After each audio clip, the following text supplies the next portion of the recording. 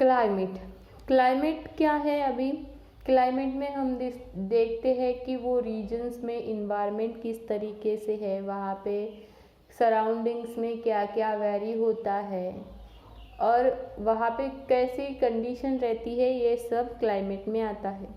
जैसे हमने देखा कि अभी अपना जो हॉट एंड वेट इक्वेटोरियल जो रीजन्स है वो कहाँ से कहाँ तक वेरी होता है? वो वेरी होता है टॉरिड जोन से नॉर्थ एंड साउथ इक्वेटर तक। ठीक है, तो टॉरिड जोन ये है सबसे हॉटेस्ट जोन।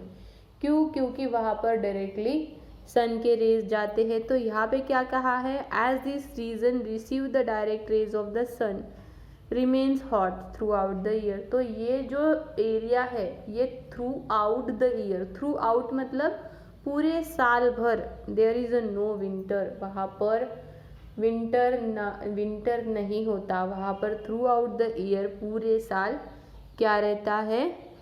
गर्म ही रहता है।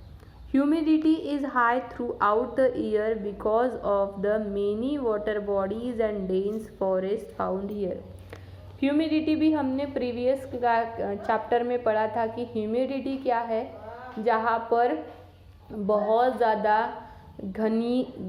ज़्यादा घना जंगल हो या बहुत ज़्यादा वाटर बॉडीज़ हो, जैसे सी लेवल के पास में अगर कोई रीजन्स हो तो वहाँ पे ज़्यादा ह्यूमिडिटी होती है। ह्यूमिडिटी मतलब क्या रहती है? इन्वायरमेंट में एक नमी सी रहती है, पसीना सा लगता है, तो वहाँ पे ह्यूमिडिटी बहुत ज़्यादा होती है। The intense heat during the day leads to the rapid evaporation of water. और जो वहाँ पे इतनी ज़्यादा हीट होने की वजह से इवेपोरेशन वाटर में बहुत ज़्यादा होता है। इवेपोरेशन मतलब क्या है?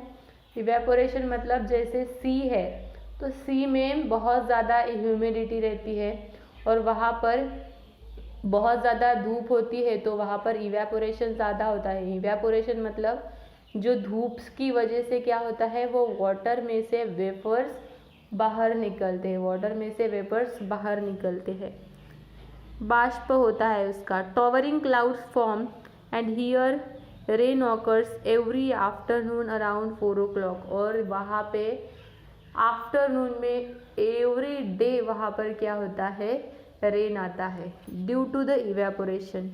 The heavy rain cool the air. और हेवी रेन वहाँ की हवा को ठंडी करती है, making the heat and humidity bearable. जहाँ पे फिर हम ह्यूमिडिटी और वहाँ की हीट क्या कर सकते हैं? सह सकते हैं। इस तरीके से वो इन्वायरमेंट वहाँ पे हो जाता है। ठीक है, the rainfall is evenly distributed through the year. There is a no month that is dry. Rainfall वहाँ पे पूरे साल भर तक रहता है, रेनफॉल भी वहाँ तक पे पूरे साल भर तक रहता है। There is a no month that is dry. ऐसा कोई भी मंथ नहीं रहता जो वहाँ पे सूखा जाता है, मतलब वहाँ पे हीट भी ज़्यादा है और वहाँ पे रेनफॉल भी बहुत ज़्यादा है। ठीक है, नेक्स्ट है नेचुरल वेजिटेशन। नेचुरल वेजिटेशन मतलब क्या है?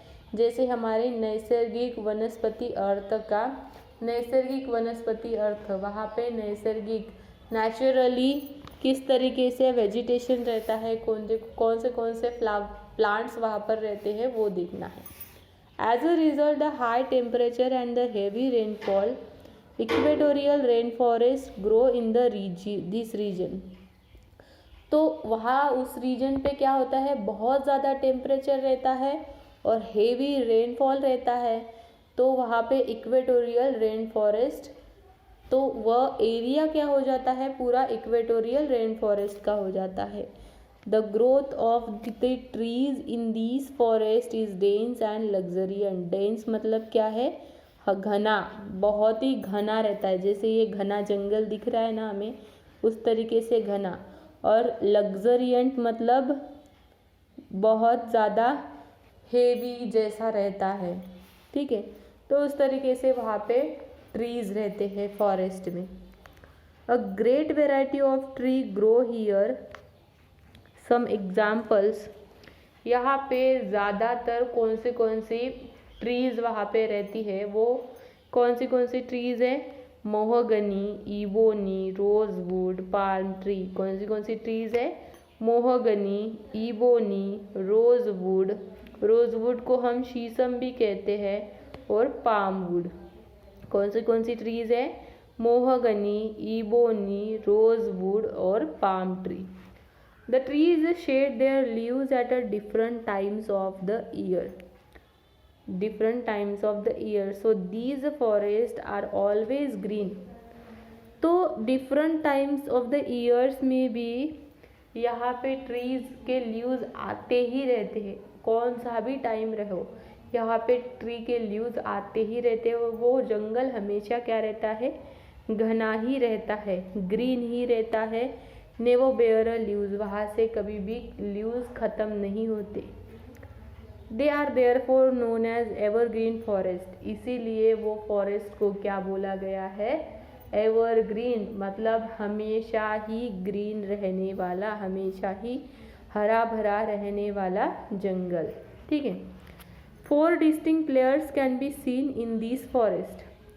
तो ये जो फॉरेस्ट है, ये फॉरेस्ट में ऐसे हरे भरे घने फॉरेस्ट में सभी एक प्रकार के ट्रीज रहते होंगे क्या? नहीं, कुछ छोटे रहते हैं, कुछ बड़े रहते हैं, कुछ उससे बड़े रहते हैं, कुछ बहुत ज़्यादा बड़े रहते हैं, कुछ मिडल में रहते हैं।